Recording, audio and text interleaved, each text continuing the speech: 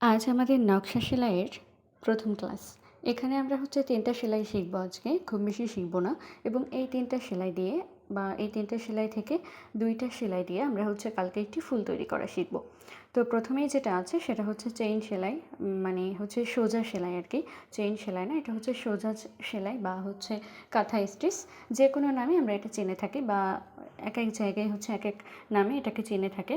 তো এটা হচ্ছে ঠিক এভাবে করে সেলাই করতে হয়। আপনারা যদি একটু মনোযোগ দিয়ে দেখেন তাহলে বুঝতে পারবেন।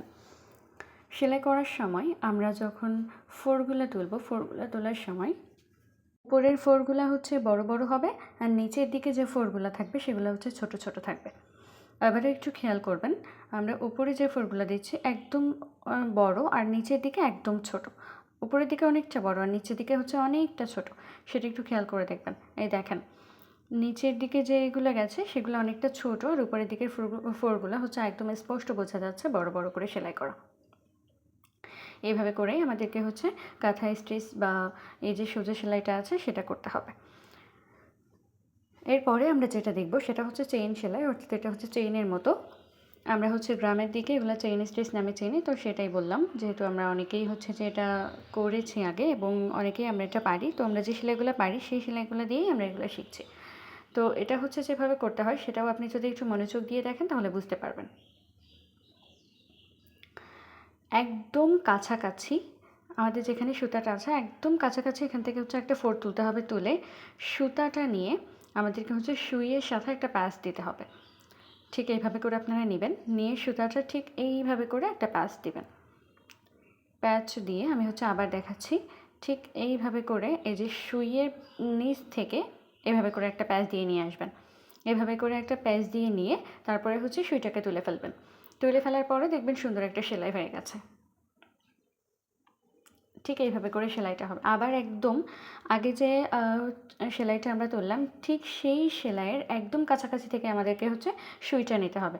নিয়ে তারপরে সুইয়ের নিচ থেকে সুতার প্যাচ দিয়ে তারপরে আমাদের সেলাইটা করতে হবে। ঠিক একদম কাছাকাছি, যেন এটা ফাঁকা না হয় বা এটার ফিনিশিংটা সুন্দর আসে। ঠিক যেমন প্রথমটা যদি আপনি খেয়াল করেন তাহলে সেখানে কিন্তু একটু ফাঁকা হয়ে গেছে, তার কারণটা ওটাই। তো এখন হচ্ছে আমরা ডাল সেলাইটা শিখব। ডাল সেলাইটা হচ্ছে একদম সোজাসুজি সেলাই করতে হয়, কিন্তু অর্ধেকটা তুলতে হয় আর অর্ধেকটা হচ্ছে রেখে দিতে হয়। আপনারা যদি একটু খেয়াল করেন তাহলে বুঝতে পারবেন। এখানে যেহেতু অন্য কালারের সুতা নেওয়া, খুব বেশি একটা বোঝা যাচ্ছে না, আমি প্রথমে বুঝতে পারিনি। তো কালকে ইনশাল্লাহ সবুজ সুতা দিয়ে তৈরি করে তারপর দেখিয়ে দিব।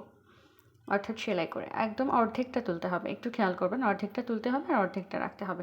এবং সুতাটা সবসময় আমাদের বাম হাতের দিকে রাখার চেষ্টা করতে হবে, ডান হাতের দিকে নয়। ডান হাতের দিক থেকে আমরা হচ্ছে সুইয়ের ফোরটা তুলবো আর বাম হাতের দিকে আমাদের সুতাটা রাখবো। অর্ধেকটা তুলতে হবে, অর্ধেকটা রাখতে হবে। অর্থাৎ মাঝামাঝি পর্যায়ে আমাদের হচ্ছে রাখলে এটার যে সেলাইটা আছে সেলাইয়ের ফিনিশিংটা অনেক বেশি সুন্দর আসে। কিন্তু আমরা যদি বড় বড় ফোর করি দেখা যাচ্ছে যে ফোরটা অনেক বড় হবে আর আমরা সুইটা তুলছি একদমই অল্প একটু, তাহলে আমাদের সেলাইটা একদমই ভালো হবে না, সেটার ফিনিশিং অনেকটা বাজে চলে আসবে। সেজন্য আমাদেরকে হচ্ছে অর্ধেকটা রাখতে হবে এবং অর্ধেকটা ফোর তুলতে হবে। এভাবে করে তুললে অনেকটা সহজ হবে এটা, এবং এটার ফিনিশিংটাও অনেক বেশি সুন্দর আসবে। আপনি যত ছোট ছোট করবেন তত বেশি সুন্দর হবে। খেয়াল করে দেখলেই বুঝতে পারবেন এটা হচ্ছে মুখে বলার কিছু নেই, এটাই হচ্ছে সেলাইটা।